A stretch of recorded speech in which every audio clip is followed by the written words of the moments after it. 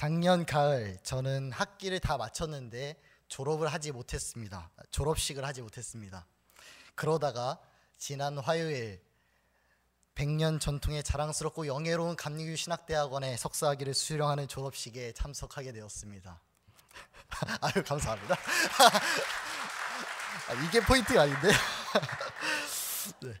가을 졸업생이 우리 학교 같은 그 단과대학, 신학만 가르치는 대학에서 가을 졸업생이 많지 않습니다. 보통 봄에 다 졸업을 하고요. 그래서 따로 졸업식을 시켜주는 일이 없다 보니까 이 가을에 졸업했던 사람은 내년 봄에 오십시오. 그래서 제가 저번 주에 불렸던 것 같습니다. 저번 주에 졸업감사 예배도 했고 교회에서 학생들 선물 하나씩 줬던 것 같은데 어떻게 지금이라도 말씀드리면 성경책 하나 주실 수 있는지. 네, 농담입니다. 농담입니다. 제가 집에 성경책이 몇 권이나 있는데 정말 오랜만에 학교를 가봤습니다. 작년 코스모스 졸업을 한 다음에 6개월 만에 간 거니까 상당히 친구들을 오랜만에 만났습니다. 제가 성도님들 보시기에 이렇게도 어리지만 그래도 학교에서는 학부 4년, 대학원 2년을 다니고 나서 졸업할 때쯤 되니까 친구들 사이에서도 이른 나이에 드물게 목사 안수도 받았거니, 그리고 후배들도 많다 보니 또 하나의 의지할 만한 선배, 친구, 그런 버팀목이 되어 있었나 봅니다. 그런 선배가 졸업과 동시에 이제는 진짜 완전히 없어져 버린다고 생각을 하는지 학교 친구들이 많이 섭섭해 하더군요. 이제 곧 군대도 가야 하니까 정말 이제 따로 시간 내서 만나지 않으면, 아니면은 자기들이 군대를 찾아오지 않으면 이제 만날 기회가 거의 없죠. 목회 현장에서 뭐 동문회를 하는 것도 몇 번 없고요. 그래서 이번에 6개월 만에 만난 그 만남에서 정말 저한테 있는 뽕을 다 뽑으려고 참 친구들이 많이들 괴롭혔었습니다. 이야기 많이 했습니다.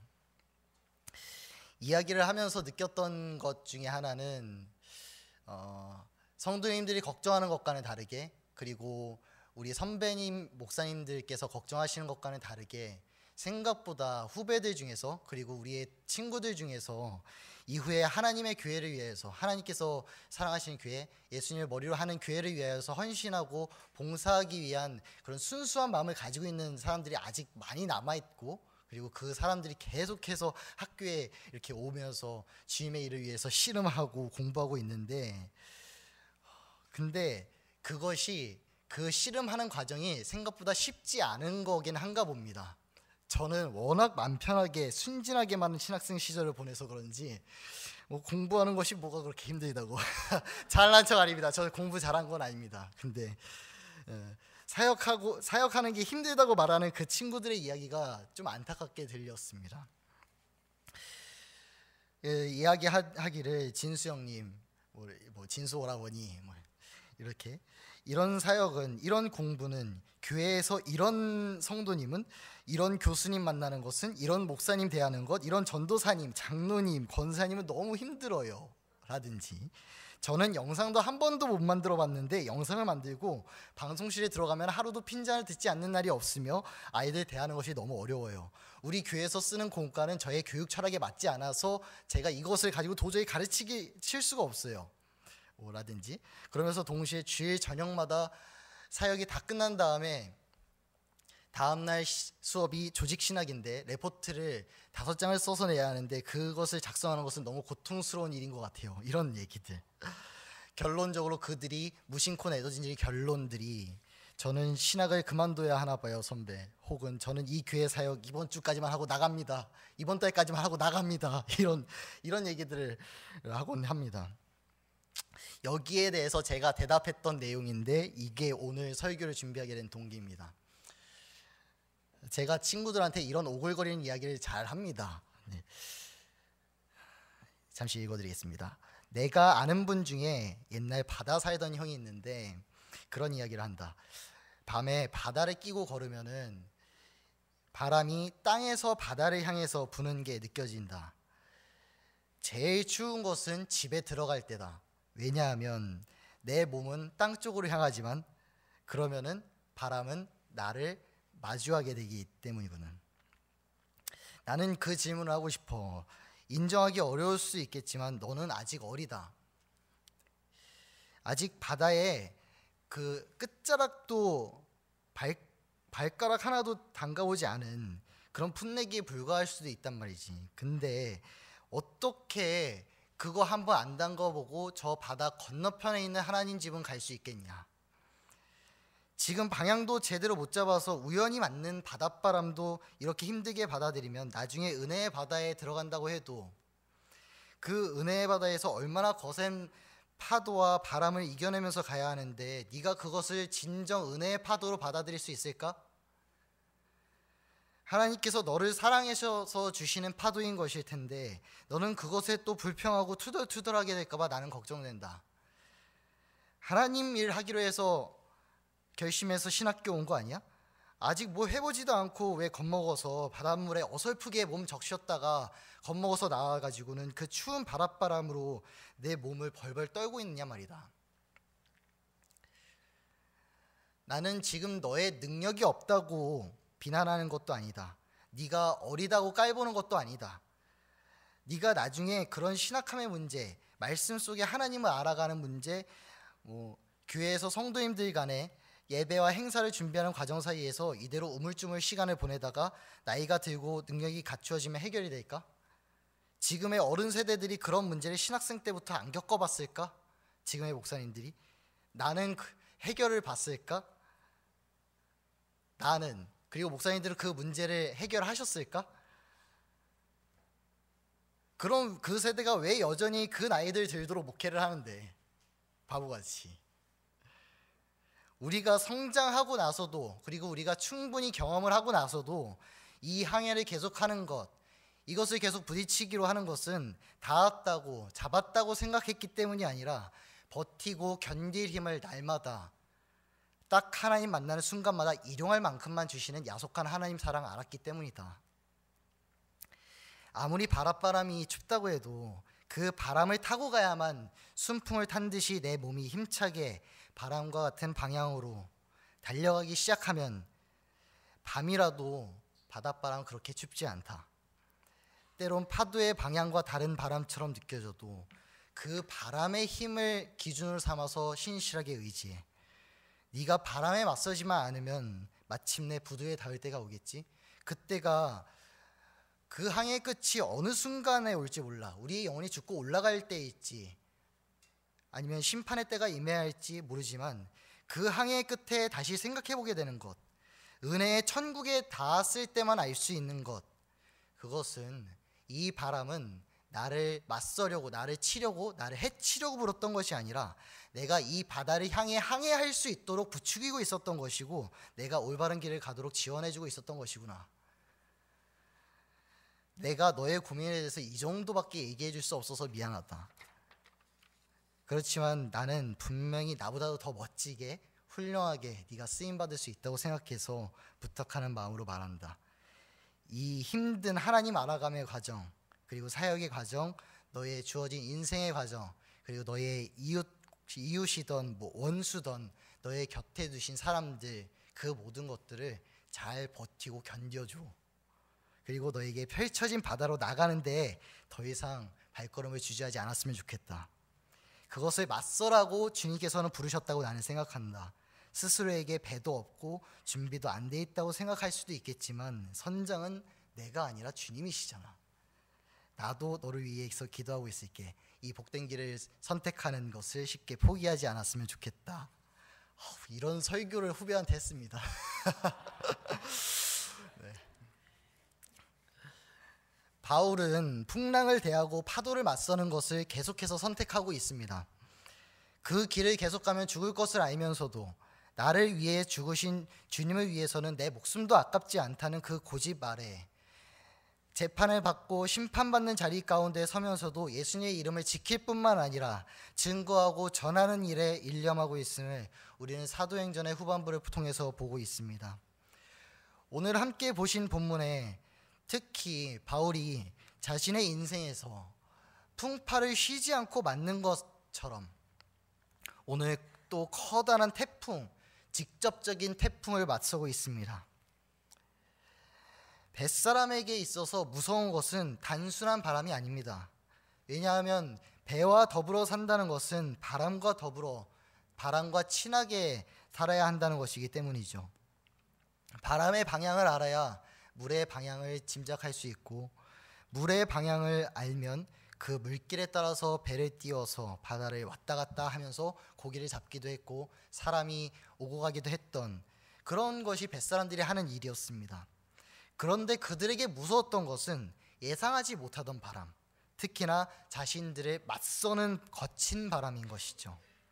오늘 바울과 함께 그 배를 탔던 사람들은 그런 바람, 자신들을 맞서는 바람을 맞이하고 있었던 것입니다.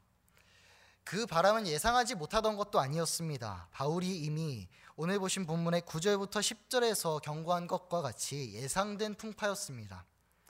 그들은 15절에서 기술하듯 평소에 자신을 배반하지 않던 바람의 웬 배신에 받아서 도저히 자신들을 맞춰주지 않는 바람을 피해서 작은 섬으로 갑니다. 작은 섬에서 사람들은 짐을 바다에 풀었습니다. 배의 기구도 스스로 내버렸습니다. 오랜 항해를 해야 하는 사람들에게 짐을 내던진다는 것은 자신들의 수명을 줄이는 일과 같은 것인데 말이죠. 식량도 떨어졌고 그들은 이제 구원의 여망마저 없어졌다고 성경에 기록되어 있습니다. 그 상황에서 언뜻 보면 우리는 바울이 장난을 치는 것처럼 보입니다. 왜냐하면 순풍이 불고 있는 날에는 항해를 하지 말라고 막고 있고, 오히려 태풍을 만나서 모든 짐을 버리고 구원의 여망마저 없어졌을 때 위로를 전하면서 항해를 부추기고 있기 때문이죠. 그런데 바울이 말하기를 주님의 음성에 바울아 두려워하지 말라, 하나님께서 너와 함께 항해하는 자를 다 너에게 주셨다, 다 내게 주셨다 고 말씀하셨다는 것입니다. 그리고 바울이 반드시 그 항해의 목적, 가이사 앞에 서야 하는 그 목적을 위해서 하나님께서 친히 길을 인도하시겠다는 약속을 받았다는 것입니다. 바울은 가이사 앞에서도 예수의 이름 하나만 갖고 서야 합니다. 그 거대한 권력 앞에, 로마의 황제라는 가이사, 그 궁극의 권력 앞에 예수의 이름 들고 서야 하는 것입니다. 함께 그리스도인을 핍박하던 동족 유대인을 도리어 그리스도의 이름으로 외면해 본 적이 있는, 그리고 이방인들을 오직 그리스도의 이름으로 맞대하던 바울, 오늘은 가이사, 오직 하나님이 뜻이 바울에게 그렇게 임했기 때문에 바울은 순종할 따름인 것입니다. 바울은 그 앞에 너무나도 믿음직한 태도로 말하기를 나는 내게 말씀하신 그대로 되리라고 하나님을 믿노라고 말합니다. 그 믿노라에 나를 죽이실지 나를 어떻게 하실지 모르는데도 말이죠. 내게 말씀하신 그대로 나는 맞서야 할 큰 파도가 있다.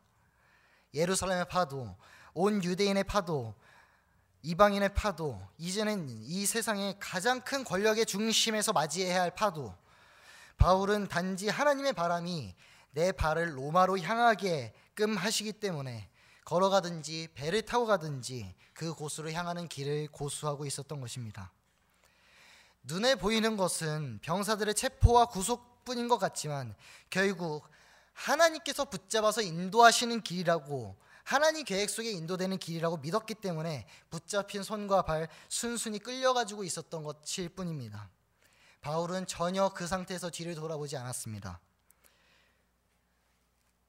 이 설교를 하고 있는 저는 항법이나 배에 대해서 전혀 지식이 없는 사람입니다.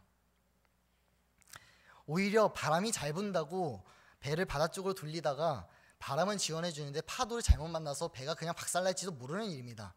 하지만 단지 신앙의 원리로 말씀드리자면 우리의 인생은 계속해서 거친 바다를 건너는 밤을 지내고 있는 것과 같습니다.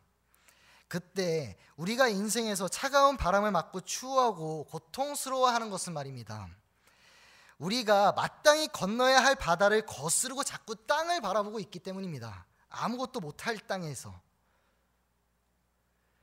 그렇게 땅에서 바람으로 고통받고 그 자리에 그대로 서 있느니 차라리 불안하고 흔들리는 멀미나는 하루하루를 언제 끝날지 모르는 항해이지만은 우리의 마땅히 가야 할 길을 바람에 맡겨서 바다로 어설프게라도 계속 전진해 가는 것, 그것이 부족하지만 오직 주님의 인도하심 따라 살아가는 그리스도인의 삶과 같은 것입니다.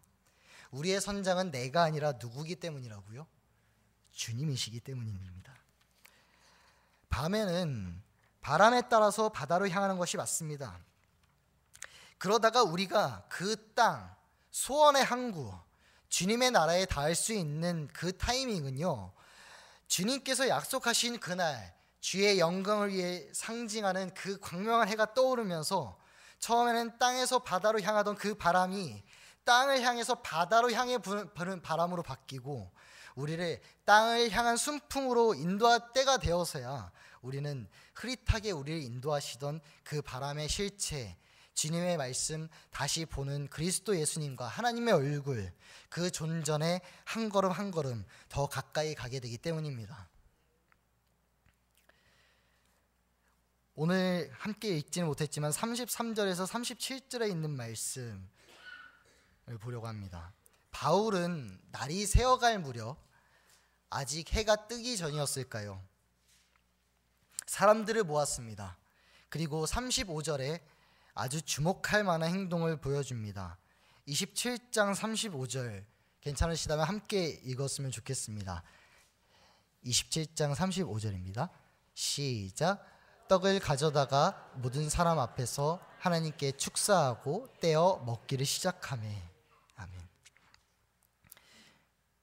여러분, 이 동작에서 이거 어떤 사건이 떠오른다 하는 게 있으신가요? 혹시? 역시 개포기에는 클래스가 다른가요? 이거를 딱 맞추시네요. 이것은 우리 주 예수님의 오병이어 죽으시기 전과 죽으신 다음 그리고 살아나신 다음에 성만찬의 행동이 그대로 모방된 것입니다. 주님께서는 그 수많은 무리들과 제자들이 배고파할 뿐만 아니라 말씀에 갈급해서 길 잃은 양처럼 방황하고 있을 때 떡을 손에 가지시고 축사하시고 떼어 제자들에게 나누셨던 것을 우리는 기억합니다. 이것은 오병이어의 기적과 성만찬 모든 사건에 빠짐없이 기술된 동작입니다. 가지고 축사하시고 떼어 나누셨다. 오늘 본문에서 바울이 예수님과 완전히 똑같은 나눔의 경지까지 따라가지는 못한다 하더라도요, 떡을 가지고 하나님께 감사기도로 올려드리고 떼어 먹는 이 행동을 왜 하필이면 지금 보여주는 것일까? 구원의 여망이 끊어지고 뱃사람들의 신경이 가장 곤두서 있을 그 시간, 바울도 자신이 인생의 마지막임을 직감하고 있을 때라서 서로 각박한 처지의 사람들이 그 배 한 배에 타고 있는 거나 다름없습니다. 그런데 바울은 누구입니까? 복음의 증인 아니겠습니까? 복음의 증인으로서 이 상황을 이겨낼 수 있는 방법, 그것은 무엇일까? 그리스도인에게 누구의 이름밖에 없는 것인가? 뱃사람들의 주인과 목마름, 그리고 바울이 죽음의 그 궁지에 몰린 것, 그것을 이미 겪어보신 분, 그 모든 것을 이미 겪어보신 분, 그 옛날 우리를 위해서 물과 피를 쏟으셨던, 나를 위해서 십자가를 지셨던 예수 그리스도, 그분과 함께 했던 그 식사의 자리, 얼마 남지 않은 빵 한 조각, 모든 짐을 버렸기 때문이죠. 그 가운데에서 내가 가지고 있는 빵 한 조각 나누는 것이 어떤 의미가 있냐 말입니다. 그 가운데서 나눠 먹을 수 있는 마음의 여유는요, 바울 마음속에서 역사하던 예수 그리스도의 사랑이 아니라면 불가능했을 것입니다. 서로 뺏어 먹으려고 해도 이상하지 않은 상황에서 누가 자신의 남은 빵 한 조각을 남을 위해서 다 나누려고 하겠는가? 그런데 바울은 그 빵을 나눌 뿐만 아니라 그 안에 예수 그리스도의 이름을 깃들도록 기도하며 그 거룩하신 몸을 받들듯이 간절한 마음으로 빵을 대했었고, 그것을 이 배에 탄 모든 분들에게 나눠주었던 것입니다. 가장 구원의 여망이 바닥났을 무렵 시각적으로 보여주는 그 몸의 나눔, 그 말씀의 실체이신 그리스도 예수를 보게 하려는 바울의 간절한 마음, 여러분, 이 본문을 통해서 그것이 보이십니까? 여러분들의 가장 난처한 곳, 여러분들의 마음을 어렵게 하는 장소, 여러분들의 삶의 자리에서 여러분들 스스로가 구원의 여명에 끊겨졌다고 생각되는 자리가 어디입니까? 예수님께서 말씀하셨습니다. 예루살렘과 온 유대와 사마리아와 땅끝까지 이르러 내 증인이 되리라. 예수님께서 언급하신 4개의 지역의 특징이 무엇인지 아십니까? 예수님께서는 그곳에서 어떤 대우를 받으셨습니까? 예루살렘에서는 예수님이 십자가에 못 박혔습니다. 온 유대 사람들은 예수님을 십자가에 못 박은 그 사람들입니다. 땅끝은 할례받지 않은 불결한 사람들이 모여 사는 곳입니다. 주님께서 부탁하신 증인되라고 말씀하신 땅이지만 가장 주님의 증인되기 어려운 땅들, 제자들은요 단지 자신의 기분과 감정, 자신들의 습관에 상관없이 예수님께서 명령하셨기 때문에 예루살렘, 유대, 사마리아에서 죽도록 외치고 싸우면서 그리스도인의 삶을 살아갔던 것입니다. 그리고 예수님 받으셨던 것 같은 고난과 핍박을 하나로 받으면서 살았죠. 이제 하나의 땅만 남았습니다. 바울은 바로 그 당시에 땅끝 중에 땅끝, 다른 그리스도인들은 갈 수 없는 땅끝, 그리스도인들 중에서 유별난 스펙을 자랑하던 바울이 오히려 비참해진 죄수의 모습으로 로마인이라는 신분을 주장해서 갈 수 있었던 로마 땅, 그곳을 향해서 가고 있는 것입니다. 우리가 복음을 전하는 일에 두려워하는 것은 자꾸 뒤를 돌아보고 땅의 삶을 돌아보게 되기 때문입니다. 그럴 수도 있다는 걸 인정합니다. 우리의 본성은 이 땅의 소출로 우리가 먹고 사는 줄로 착각하면서 살고 있기 때문이죠. 부유했던 옛날이, 부유했던 애굽에서의 삶이 좋았다고 생각하는 착각. 사실 우리는 그 옛날에 애굽에서 엄청난 짐과 부역으로 고통받고 있었는데 말이죠. 그런 우리를 착각에서 구원해내고 죄와 사망에서 구원해내는 십자가, 그 은혜를 받고 이제 그 구원받은 은혜 혼자만 갖고 살기보다는 전하면서 함께 누릴 사람 찾으면서 더불어 사는 삶을 우리는 살아야 하는 것인데, 복음을 전하려다가 받는 망신, 오해, 그리고 복음에 따라서 그렇게 살아야 할 의무의 막중함 때문에 우리는 두려워하고 있는 것입니다.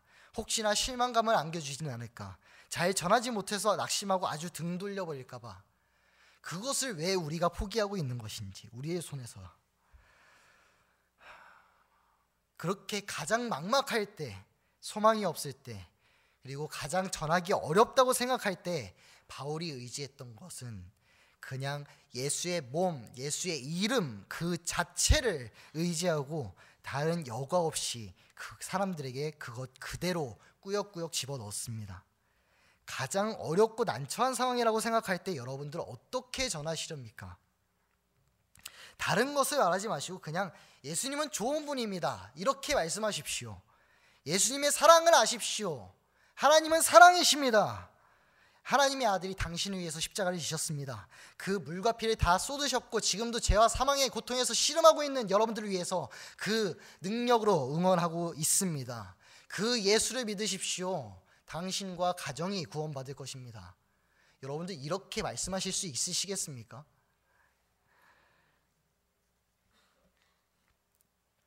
해가 뜨기 직전까지는 이 사명과 소명에 받아 못 나갑니다. 여러분들이 이미 깊이 들어와 버렸기 때문이죠. 부활하신 주님 품에 안기기 전까지는 우린 이 바람 타고 계속 가야 합니다. 그 길에서 함께 천국 향해 가야 할 사람들, 바다에 빠진 이들 건져내면서 가야 합니다.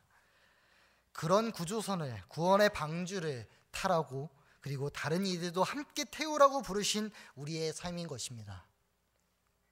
부탁드리기는 여러분께서 그 끝없어 보이는 길을 이왕이면 즐겁고 주님과 함께하는, 그리고 주님의 얼굴을 사모하는 즐거움 가운데 가실 수 있으면 더할 나위 없이 저는 좋겠습니다.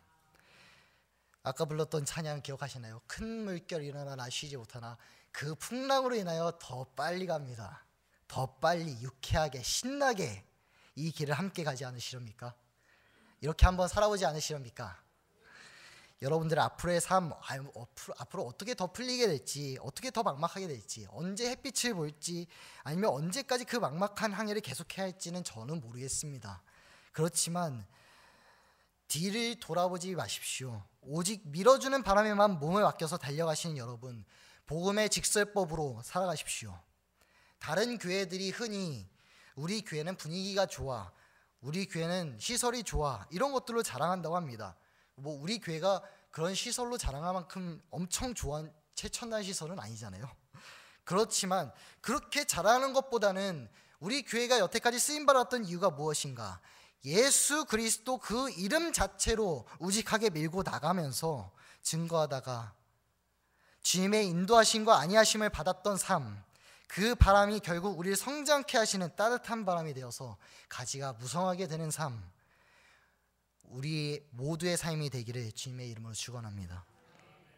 주님의 이름을 믿고 사는 자, 의인은 믿음으로 말미암아 살리라고 말씀하셨듯이 복음 전하기로 살기로 작정한 여러분들을 또한 하나님께서 말씀하시기를 복음으로 말미암아 살게 하실 것이라고 약속하셨습니다. 주님의 이름을 전하다가 우리의 모든 생활, 재정, 자녀, 진로, 관계, 신앙의 이 모든 것 또한 풍성하게 더해주시는 주님의 사려 깊은 은총이 여러분들에게 더하실 줄로 믿습니다.